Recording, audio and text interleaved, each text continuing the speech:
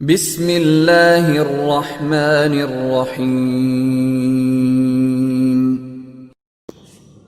السلام علیکم، آپ دیکھ رہے ہیں عثمان ٹی وی۔ خوابوں کی تعبیر۔ خواب میں عاشورے کا دن دیکھنا دلی مراد پوری ہونے، نعمت و مسرت پانے کی دلیل ہے۔ خواب میں عشرہ محرم دیکھنا، اگر عشرہ محرم دیکھے تو نئے کام کا آغاز کرنے اور کامیابی حاصل کرنے کی دلیل ہے۔ خواب میں محرم کا چاند دیکھنا دیندار اور پرہیزگار ہونے، خوشی و مسرت حاصل ہونے، دولت پانے اور اولاد کا غم کھانے کی دلیل ہے۔